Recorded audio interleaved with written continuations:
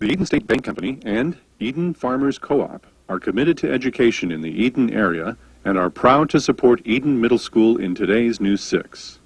Local support has also been provided by the Northwest Ohio Educational Technology Foundation, Bowling Green State University, and the members of WBGU-TV.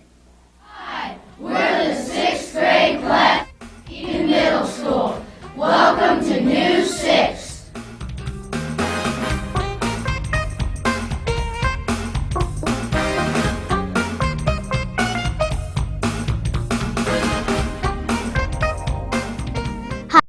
Hi, I am Candace Godsley from Edon Middle School. Welcome to News 6. With today's first story, here is Kinder Reamer. Have you ever wondered what Norwegian fjord horses are doing in a farm in northwest Ohio, far, far away from home? We talked to Algie and Lynette Stickney, who tells us more about these graceful and gentle ponies from Norway. Hi, I'm Zach Hawkins, here at Stickney Farms. I'm going to interview my grandfather about his horses. When and why did you start raising horses? Well, I started working horses when I was just a kid, about your size, about 8, 9 years old, 10 years old. And I've had horses ever since then. And my father had horses. I guess I growed up with horses and always had to have them around. I was expected to take care of them and work them from when that was the way of life back 65 years ago, and that was my job. And I've had horses ever since then because I've always liked them and been pets to me. What kind of horses do you own? We have got 4 Norwegian fjords and 2 quarter horses and 2 part quarter horses, a total of 8 horses. These Norwegian fjords, there's only 500 in the United States. They come from Norway, and they're used for farm with in Norway. They can be ridden, they can be driven, and they are a tame horse. They're not, once they're broke, they remain broke. What are the horses used for?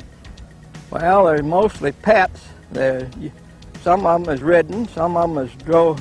The Norwegian fjords is drove in parades on a wagon. They give hay rides.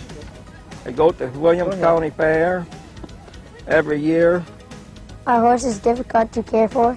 Not really, not this breed anyway, because these are an even-tempered horse, and they are easy to, once you break them, why they'll do just about anything you want them to do. And each day we take and feed them their hay, and we keep mineral before them, and we have a field out here that they run in where they can always get to water. Which horses tend to be your favorite? Well, I'd say this one. This is Terry. This is the one I've got a hold of, and he likes to be petted, and he's even-tempered. And of all the horses, I think the Norwegian fjords are the most even-tempered ones and the easiest to handle. It seems that once you've got them trained, they just seem to want to follow you and be right with you all the time.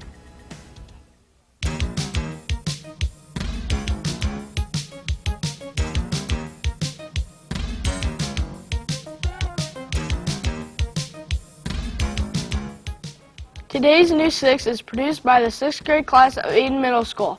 Our school is in the community of Edon, which is 50 miles northwest of Bryan. It was founded in 1855 and has a population of 803. Have you ever wondered what it would be like to have exotic animals like ostriches, llamas, and emus as pets? We talked to Barb Hug, who tells us why she raised the animals and how she takes care of them. Hi, I'm Ashley McCrae, here interviewing Mrs. Hogg for her llamas, emus, and ostriches here at Feathers and Wool Farm. What kind of animals do you raise? We raise ostriches, which are a large bird from Africa. We raise them for the eggs. We raise emus, which are a large bird also, not near as large as the ostrich. They're from Australia, and we also raise them to lay eggs for us and reproduce. And then we raise llamas, who are in the camelid family. They're from South America. What made you start raising such unusual animals? About 3 years ago, my husband's father died, and he left each child, which is a large family, some money. And he said, well, what should I do with that money? And I said, don't just put it on house payments or whatever. Let's do something that we can say that we got from your father. So we came home with a llama, a donkey, a couple swans, and an emu. And that it just kind of grew from there. What types of food do the animals eat?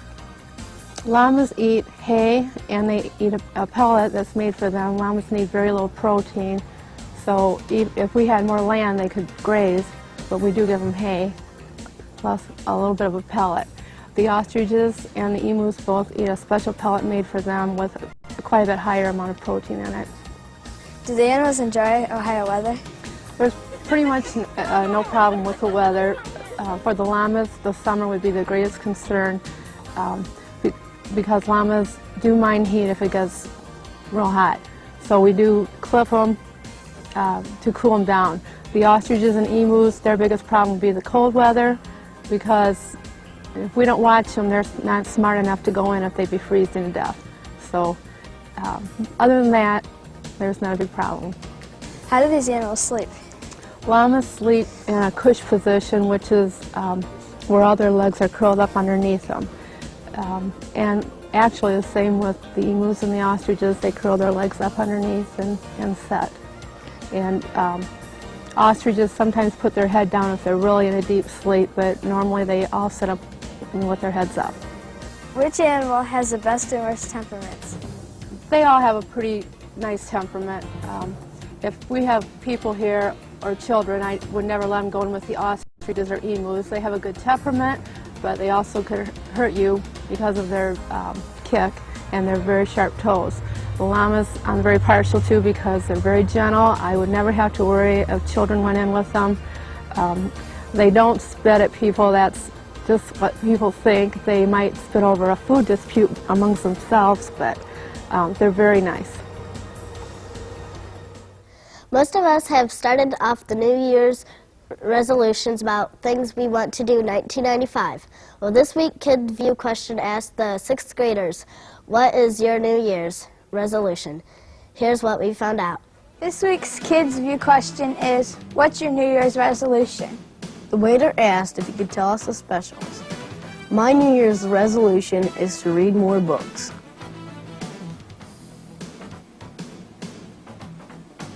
My New Year's resolution is to do better in school. My New Year's resolution is to be nicer to my friends and family. This week in Critics Corner, the 6th grade class of Edon Middle School selected Return of the Mummy by R.L. Stine.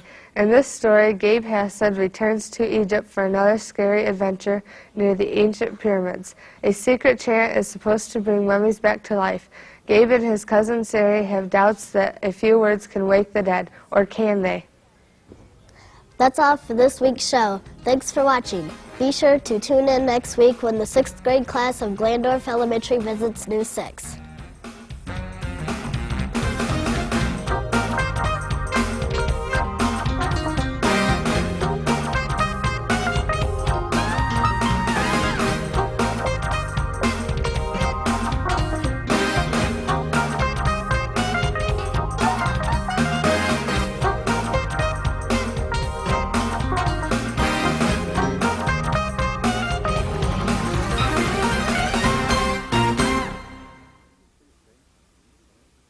The Eden State Bank Company and Eden Farmers Co-op are committed to education in the Eden area and are proud to support Edon Middle School in today's News 6. Local support has also been provided by the Northwest Ohio Educational Technology Foundation, Bowling Green State University, and the members of WBGU-TV.